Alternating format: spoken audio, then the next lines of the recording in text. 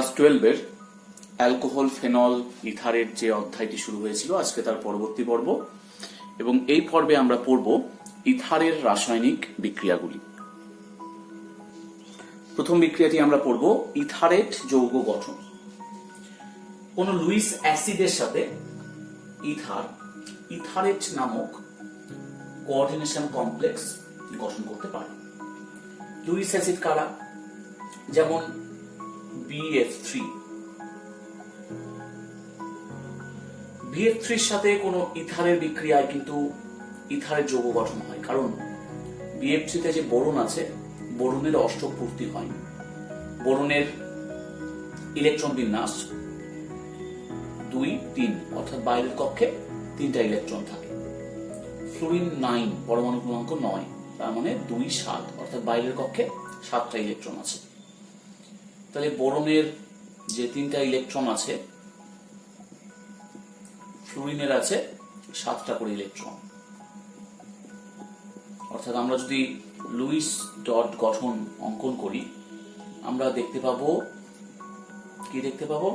দেখবো যে বোরনের প্রতিটা ফ্লুরিনের কিন্তু এখানটায় অষ্টক পূর্তি হয়ে যাবে, প্রতিটা ফ্লুরিন তার অষ্টক পূর্তি করে ফেলবে, কিন্তু বোরনের যোজ্যতা কক্ষে মাত্র 6টি ইলেকট্রন থাকবে।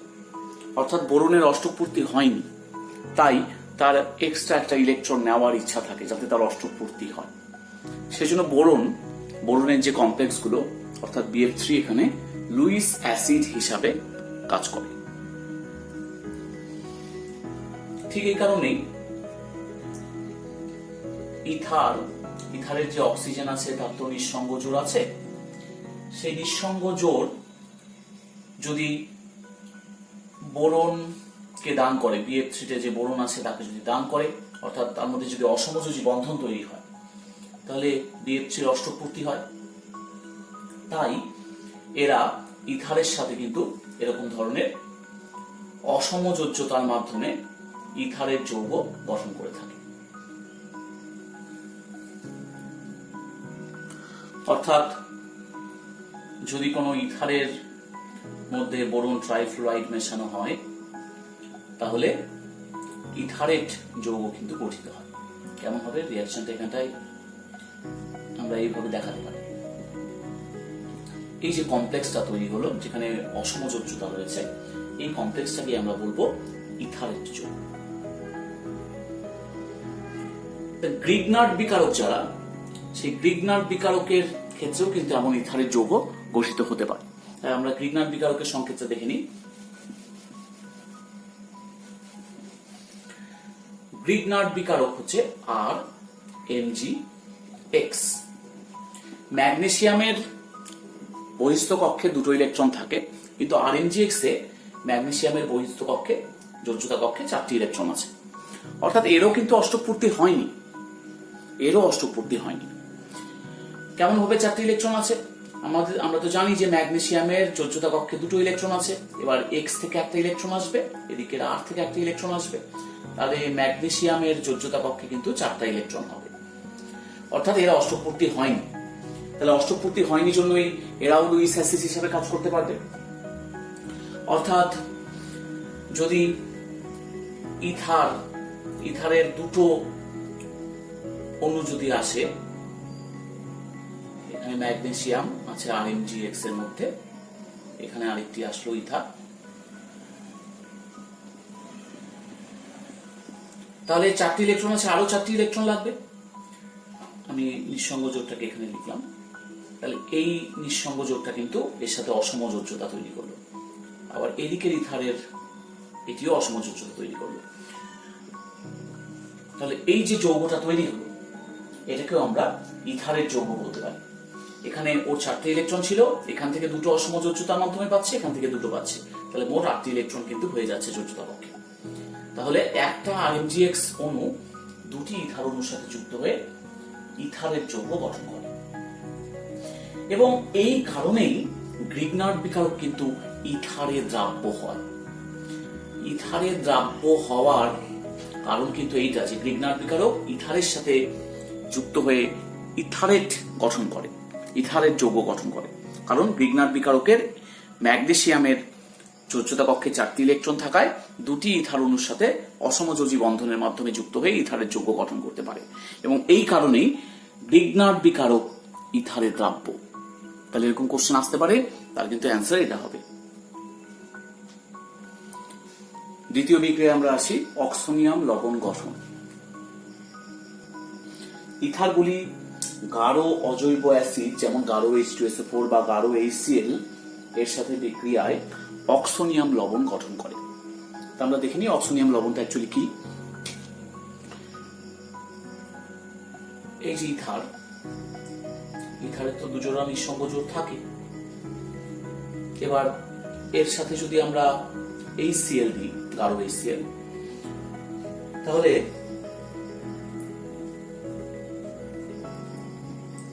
এখানকার যে একজোড়া নিঃসঙ্গ জোড় আছে সেটিকে ব্যবহার করে H প্লাসের সাথে, HCl এর যে H প্লাস আছে সেই H প্লাসের সাথে অসমযোজী বন্ধন গঠন করে। অর্থাৎ আমরা ব্যাপারটাকে অসমযোজী বন্ধনটা এইভাবে দিয়ে আমরা এখানে H প্লাস লিখতে পারি, বা এখানে একদম শুধু একটা বন্ধন দেখাতে পারি H প্লাস Cl মাইনাস। এই যে এরকম টাইপের যে প্লাস এবং মাইনাস তৈরি হচ্ছে, অর্থাৎ লবণ তৈরি হচ্ছে, এই লবণটার নামই অক্সোনিয়াম লবণ। তার প্রশ্নের বিষয় হচ্ছে এইরকম লবণ কেন গঠিত হচ্ছে।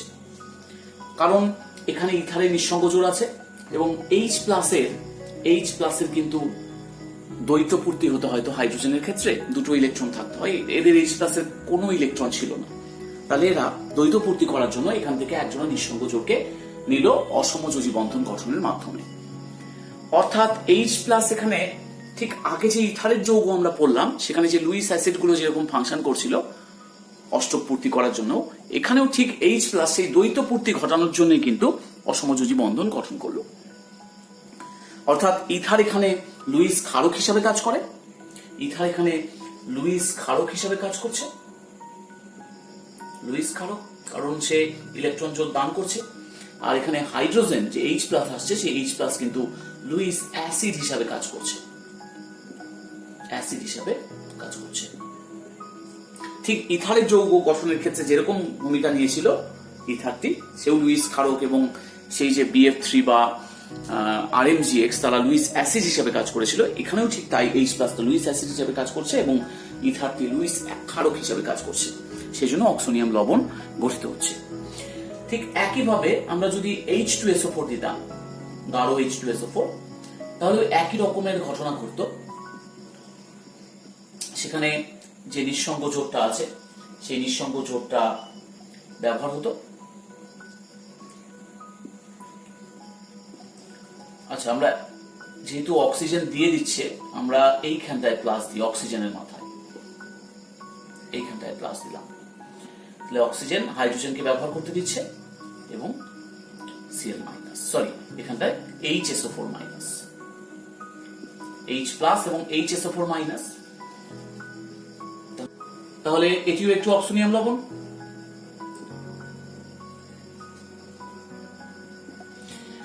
তাহলে যেহেতু অক্সোনিয়াম লবণ তৈরি হচ্ছে, সেই জন্য কিন্তু যত ইথার আছে সেই ইথারগুলি যেহেতু অক্সোনিয়াম লবণ তৈরি করে HCl বা H2SO4 এর সাথে, সেই জন্যই তারা অ্যাসিডের দ্রাব্য। অ্যাসিডের দ্রাব্য, সমস্ত ইথারই কিন্তু অ্যাসিডের দ্রাব্য হতে পারে, তার কারণ অক্সোনিয়াম লবণ গঠন করা। কিন্তু এখানে একটা প্রশ্ন আসে যে ইথার অ্যাসিডের দ্রাব্য হলেও ক্ষারের দ্রাব্য নয় কেন? তাহলে অ্যাসিডের দ্রাব্য হওয়ার কারণ তো আমরা বুঝে গেলাম যে অক্সোনিয়াম লবণ গঠন, কিন্তু ক্ষারের সাথে এরা বিক্রিয়া করতে পারে না, কারণ এ তো নিজেই লুইস ক্ষারক হিসেবে কাজ করছে। তাই ইথারগুলি আর ক্ষারের সাথে কোনো বিক্রিয়া করে না, ক্ষারের সাথে বিক্রিয়া করে না, তাই তারা ক্ষারের দ্রাব্য নয়। তাই ইথারগুলি অ্যাসিডের দ্রাব্য হলেও ক্ষারের দ্রাব্য নয়। এবার আমরা দেখব 3 নম্বর বিক্রিয়া হ্যালোজেন অ্যাসিড দ্বারা। এখানে এটি ইথার আছে RO R ড্যাশ, অর্থাৎ অপ্রতিসম ইথার, যার দুদিকে ভিন্ন অ্যালকিল গ্রুপ আছে। এবার আমি যদি এর মধ্যে HX দিই এবং হিট করি তাহলে কি হবে? তাহলে একটি হবে ROH, RO তার সাথে H হবে, এবং অপরটি হবে R'(X)। পুনরায় যদি আমরা আবার HX দিই, অর্থাৎ অতিরিক্ত HX দিয়ে আবার হিট করলে তাহলে RX এবং H2O উৎপন্ন হবে। অর্থাৎ টোটাল বিক্রিয়াটা কি হলো? আমরা যদি R ও R' এর মধ্যে যদি অতিরিক্ত HX দিই, অতিরিক্ত HX যদি দিই এবং হিট করি তাহলে RX plus R'(X) plus H2O হবে। এটা নিয়ে আমাদের কোনো সংশয় নেই, কিন্তু প্রশ্ন হচ্ছে এই যে আমরা ফার্স্ট স্টেপ যেটা করলাম, যেখানে সীমিত পরিমাণ HX দেওয়া হয়েছিল, হ্যালোজেন অ্যাসিড HCl, HBr বা HI দেওয়া হয়েছিল, সেখানে ROH হচ্ছে এবং R'(X) হচ্ছে। তাহলে কি রকমের R থাকলে সেখানে ROH বা কি রকমের R' থাকলে সেখানে R'(X) হবে? কারণ অ্যালকিল গ্রুপ তো অনেক রকমের, বিভিন্ন অ্যালকিল গ্রুপ আছে, তাহলে তার ভিত্তিতে কিন্তু এখানে কোনটি ROH হবে আর কোনটি R'(OH) হবে বা R'(X) হবে, এটা কিন্তু আমাদের এবার দেখতে হবে। তাহলে আমাদের অতিরিক্ত HX নিয়ে খুব একটা ঝামেলা হবে না, কারণ দুটি ক্ষেত্রে R'(X) এবং RX তৈরি হচ্ছে। আমাদের সমস্যা হচ্ছে যখন সীমিত পরিমাণ আমরা HX দেব তখন কি হবে। তাহলে আমি যখন সীমিত পরিমাণ HX দিয়েছি, অ্যাকচুয়ালি ব্যাপারটা কি ঘটে, এখানে তো নিঃসঙ্গ জোড় ছিল, সেই নিঃসঙ্গ জোড়ের সাথে H প্লাসের একটা অসমযোজী বন্ধন তৈরি হয়, একটা অসমযোজী বন্ধন কিন্তু তৈরি হয়, অর্থাৎ এখানে একটা প্লাস চার্জের সৃষ্টি হয়, ঠিক যেমন অক্সোনিয়াম লবণের ক্ষেত্রে গঠিত হচ্ছিল, ঠিক তেমনটাই। তো এই যে অক্সোনিয়াম লবণ টাইপের গঠনটা হলো, অর্থাৎ ইথারের অক্সিজেনের মাথায় প্লাস চার্জ আসলো। এবার এটা তো একটু আনস্টেবল, তাহলে সে তো ভাঙবে, ভিন্ন প্রোডাক্ট তৈরি করবে। তাহলে কি রকম হবে, কোন দিকে ভাঙবে? এই বন্ধনটা ভাঙবে নাকি এই বন্ধনটা ভাঙবে, অর্থাৎ এই আরো বন্ধনটা ভেঙে যাবে নাকি এই OR' বন্ধনটা ভাঙবে? তাহলে আমরা দেখে নিই আর কি রকম হলে কি প্রোডাক্ট হয়। এক্ষেত্রে আমরা বলতে পারি যে যদি এই যে R' লিখেছি, R' যদি এইটা হয়,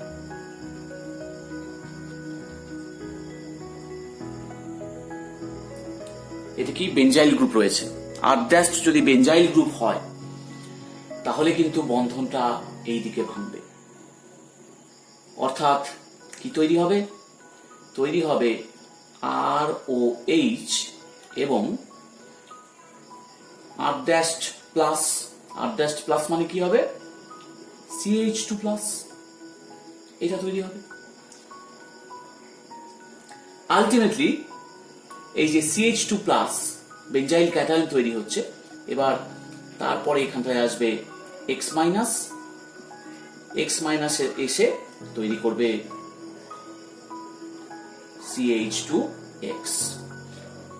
এখানে আর গ্রুপ যাই হোক না কেন, R' যদি বেঞ্জাইল গ্রুপ থাকে তবে বেঞ্জাইল গ্রুপের সাথে কিন্তু হ্যালোজেন যাবে। এবার হ্যালোজেন কি হতে পারে? সেই হ্যালোজেনটা কিন্তু ব্রোমিন, আয়োডিন, ক্লোরিন ইত্যাদি যা কিছু হতে পারে, কিন্তু হ্যালোজেন গ্রুপটা কিন্তু সবসময় বেঞ্জাইল গ্রুপের সাথে যাবে। তাহলে এখানে কেন এরকম হলো? আসলে এই বিক্রিয়াটা সেক্ষেত্রে কি হবে? সেক্ষেত্রে হবে SN1 বিক্রিয়া, SN1 বিক্রিয়া। এবং SN1 বিক্রিয়া হলে কি হয়? সেখানে কার্বোক্যাটায়ন তৈরি হয়।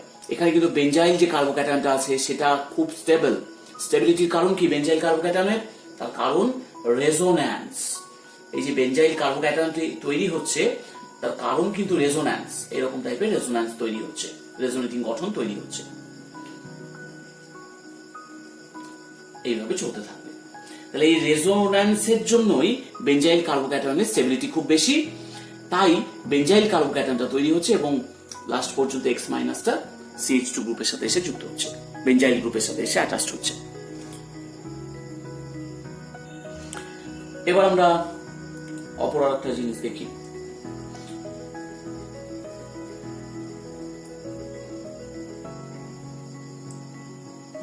আবার আগের মতো অবস্থা এসছে। যদি এখানে আর ড্যাশ যদি এরকম থাকে CR3 অর্থাৎ টারশিয়ারি গ্রুপ আছে, তবেও কিন্তু বন্ধনটা এটাই ভাঙবে। তার কারণ এখানে আবার SN1 বিক্রিয়া হবে এবং SN1 বিক্রিয়া হওয়ার ফলে অ্যালকোহল আর আর ড্যাশ মানে কি CR3+ তৈরি হচ্ছে, অর্থাৎ এটা একটা 3 ডিগ্রি কার্বোক্যাটায়ন।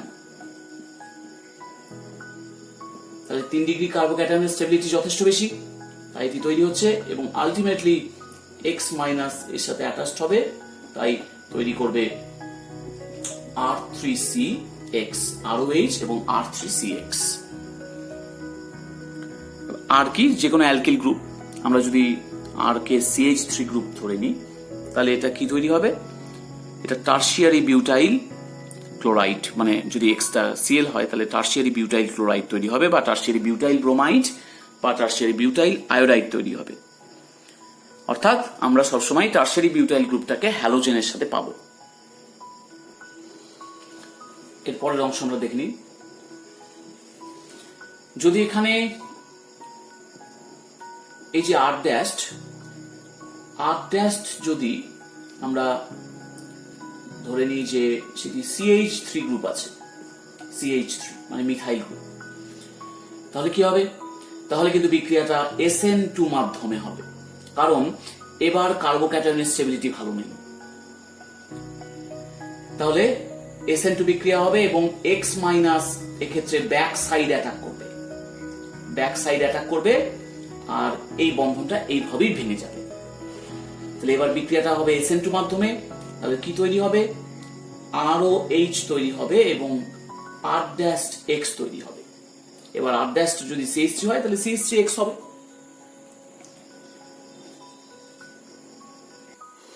এবার আমরা পরের কন্ডিশন চলে আসি।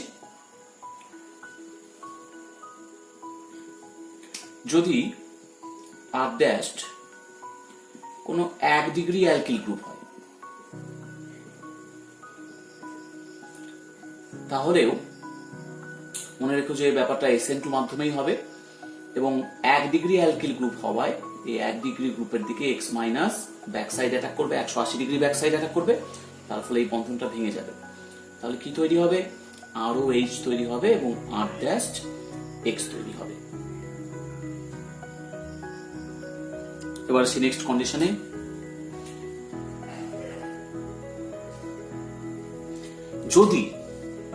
যদি R' বেনজিন বলয় হয়,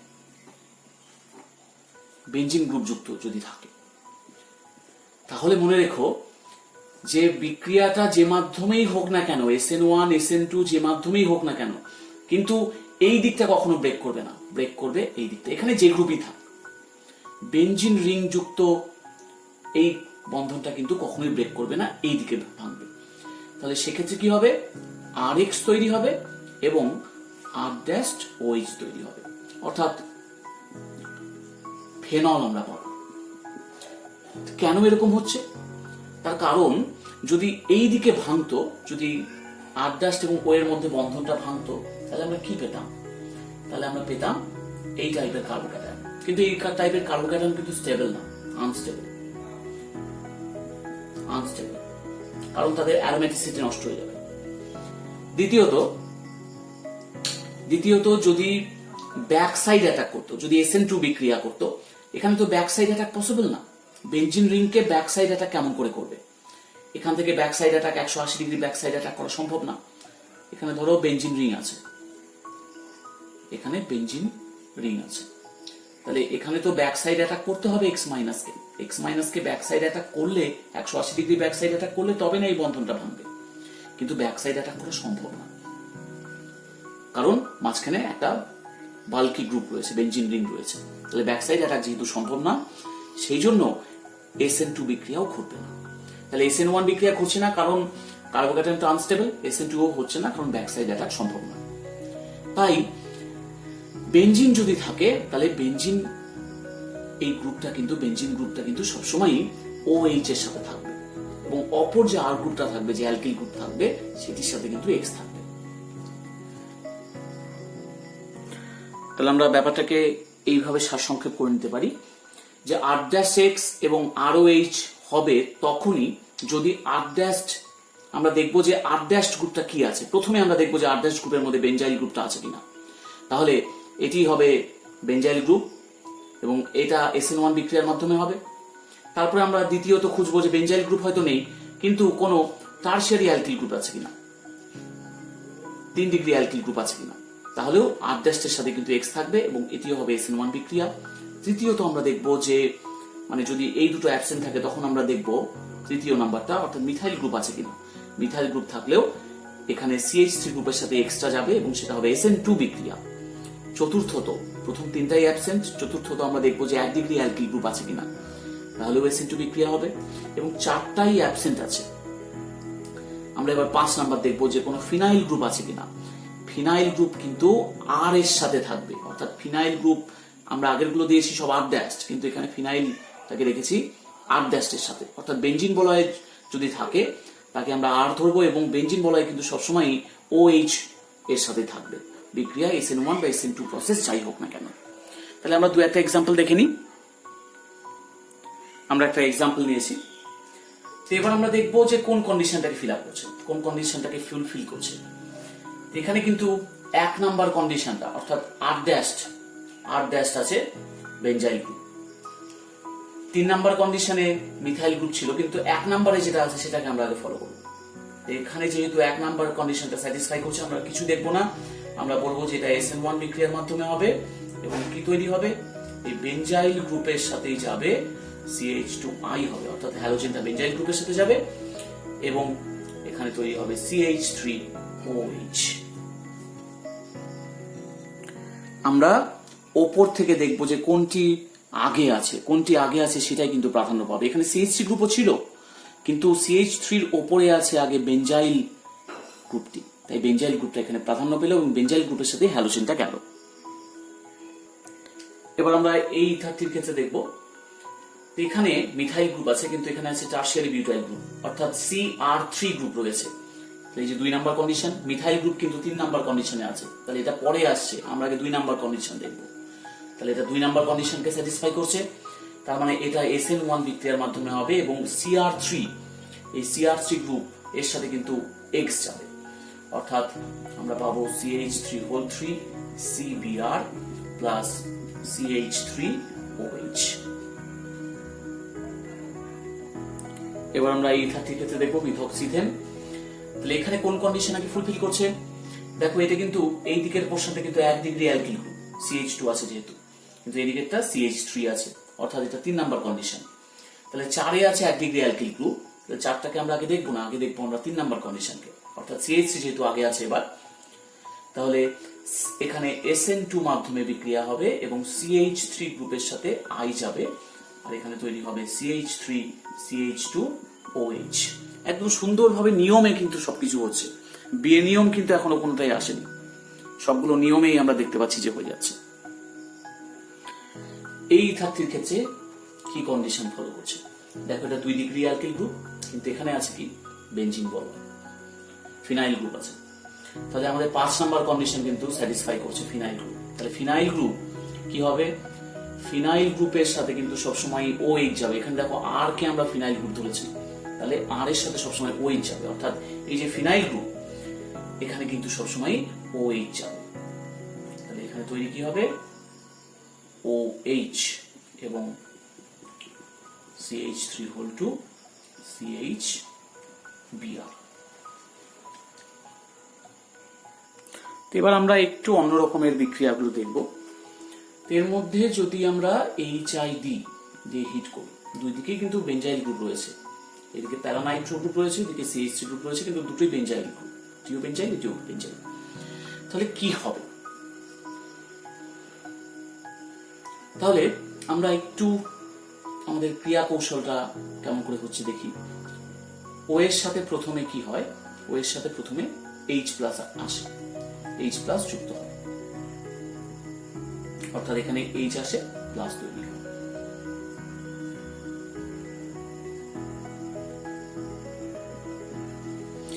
এবার ব্যাপার হচ্ছে যে বন্ধনটা কোন দিকে ভাঙবে, এই দিকে ভাঙবে নাকি এই দিকে ভাঙবে। কোন দিকে ভাঙবে তা নির্ভর করবে যে কোন গ্রুপটি বেশি স্টেবল হবে। যে বেঞ্জাইল কার্বোক্যাটায়ন গ্রুপটি বেশি স্টেবল হবে সেই দিক থেকে বন্ধনটা ভেঙে যাবে। তাহলে এইখানটায় যদি এই দিকে যদি ভাঙে তাহলে খেয়াল করে দেখো যে কি ধরনের বেঞ্জাইল কার্বোক্যাটায়ন তৈরি হচ্ছে। যদি এই দিক থেকে ভাঙে তাহলে এটা কিন্তু CH2 প্লাস হবে। এখানে NO2 গ্রুপ তার মাইনাস I এফেক্ট আছে, মাইনাস R এফেক্ট আছে, তাহলে ও কিন্তু বলয়ের ইলেকট্রনগুলোকে নিজের দিকে টানে। তার ফলে বলয়ের ইলেকট্রন ঘনত্ব কমে যাচ্ছে, আবার এখানে একটা প্লাস চার্জ তৈরি হয়েছে। তাহলে একে তো বলয়ের ইলেকট্রন ঘনত্ব NO2 গ্রুপ দ্বারা কিছুটা কমে যাচ্ছে, তার উপর এখানে আবার ইলেকট্রনের ঘনত্ব হ্রাস পাচ্ছে, তাহলে এটা একটা আনস্টেবল কন্ডিশন হচ্ছে না? তাহলে এই কার্বোক্যাটায়নটা কম স্থিতিশীল হবে। বরঞ্চ যদি বন্ধনটা এই দিকে ভাঙতো তাহলে কি তৈরি হতো? তাহলে এই ধরনের কার্বোক্যাটায়ন তৈরি হতো, CH2 প্লাস CH3। CH3 গ্রুপের কিন্তু প্লাস I এফেক্ট আছে এবং হাইপার কনজুগেশন এফেক্ট আছে। তাহলে এই দুটো এফেক্টের জন্য বলয়ের ইলেকট্রন ঘনত্ব সে বৃদ্ধি করতে পারে। তাহলে বলয়ের ইলেকট্রন ঘনত্ব বৃদ্ধি হলে সেই ইলেকট্রন ঘনত্বের কিছু অংশ এই প্লাস চার্জকে প্রশমিত করতে পারবে, অর্থাৎ এই কার্বোক্যাটায়নটা বেশি স্টেবল হবে। তার মানে বন্ধনটা এদিকে ভাঙবে এবং আলটিমেটলি তার ফলে কি তৈরি হবে? NO2 গ্রুপ যেদিকে আছে সেদিকে থাকবে OH, এদিকে NO2 গ্রুপ আছে, তার মানে এখানে তৈরি হবে CH2OH, এবং যেদিকে CH3 গ্রুপ আছে প্যারা পজিশনে CH3 গ্রুপ আছে সেখানে CH2I আসবে। এরকম হবে অ্যান্সারটা। আর একটা বিক্রিয়া আমরা দেখবো, এটাও একটু ভিন্ন স্বাদের। এখানে কি হবে, আমরা একটু মেকানিজম ফলো করে এই বিক্রিয়াগুলো করতে পারলে আমাদের সুবিধা হয়।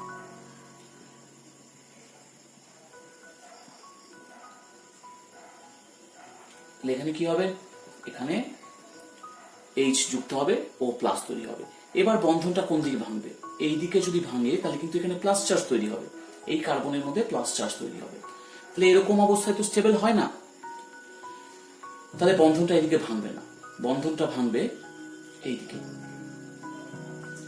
অর্থাৎ তাহলে তৈরি হবে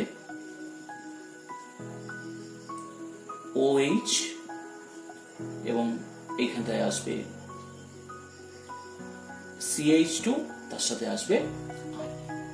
তাহলে এই প্রোডাক্টটা এরকম হবে।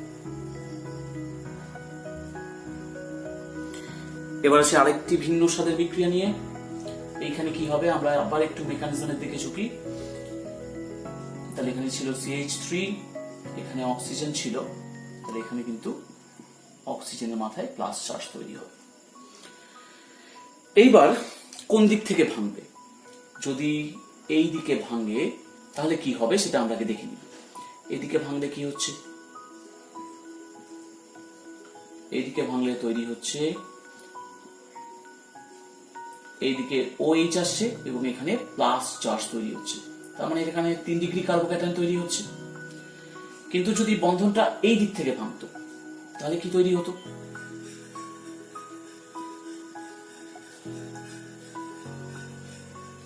তাহলে এখানে হতো OH এবং এখানে প্লাস চার্জ হতো, তাহলে এখানে কিন্তু 2 ডিগ্রি কার্বোক্যাটায়ন তৈরি হতো। তাহলে কার স্টেবিলিটি বেশি? 3 ডিগ্রি কার্বোক্যাটায়ন মোর স্টেবল। তাহলে এইটা তৈরি হবে, এটা কিন্তু তৈরি হবে না। তাহলে এটা তৈরি হবে এবং আলটিমেটলি এখানে Br মাইনাস আসবে, এসে কি তৈরি করবে? এসে তৈরি হবে, এখানে থাকবে OH, এখানে থাকবে CH3 এবং Br।